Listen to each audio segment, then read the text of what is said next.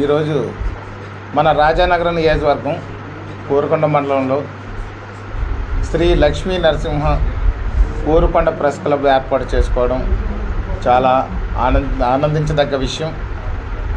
తద్వారా ఈ యొక్క ప్రెస్ క్లబ్ మెంబర్స్ అందరికీ కూడా రాజానగరం నియోజకవర్గ ప్రజలందరి తరపున, కూటమి ప్రభుత్వం తరపున, జనసేన పార్టీ తరపున నా శుభాకాంక్షలు తెలియజేస్తున్నాను.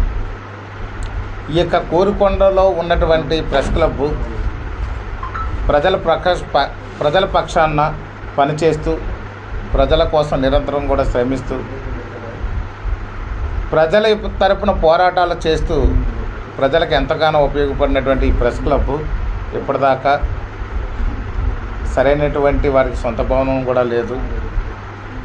ఎక్కడ కూర్చోవాలో తెలియని పరిస్థితుల్లో ఉంది. ఇప్పుడు తాత్కాలికంగా ప్రెస్ క్లబ్ ఏర్పాటు చేసుకుని దానికి ఒక తాత్కాలికమైనటువంటి చిన్న భవనాన్ని ఏర్పాటు చేసుకుని ఆఫీస్ పెట్టుకోవడం చాలా సంతోషదగ్గ విషయం అని ఈ సందర్భం తెలియజేస్తున్నాను. రాబోయే రోజుల్లో ప్రభుత్వం తరఫున కూడా ప్రెస్ క్లబ్కి ఒక స్థలాన్ని కేటాయించడం జరుగుద్దని చెప్పి ఈ సందర్భం మీ అందరికీ కూడా తెలియజేస్తున్నాను. అదేవిధంగా ఈ యొక్క ప్రెస్ క్లబ్లో ఉన్న మెంబర్లందరూ కూడా గతం నుంచి కూడా ప్రభుత్వ తరపున ఏ పథకానికి నోచుకోకుండా చాలా ఇబ్బందులు పడుతూ ఏళ్ల తరబడి చాలా ఇబ్బందులు పడుతున్నారు.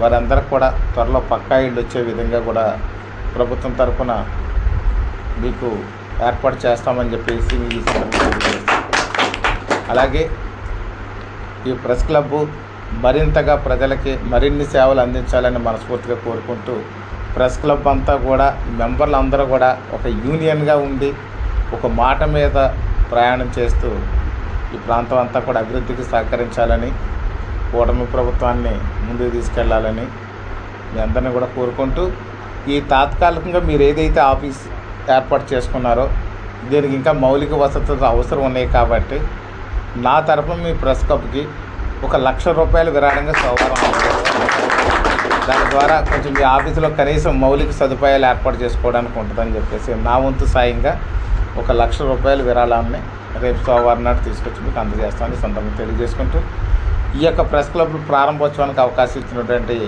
మీడియా మిత్రులందరికీ కూడా హృదయపూర్వక ధన్యవాదాలు తెలియజేసుకుంటాను. Thank you.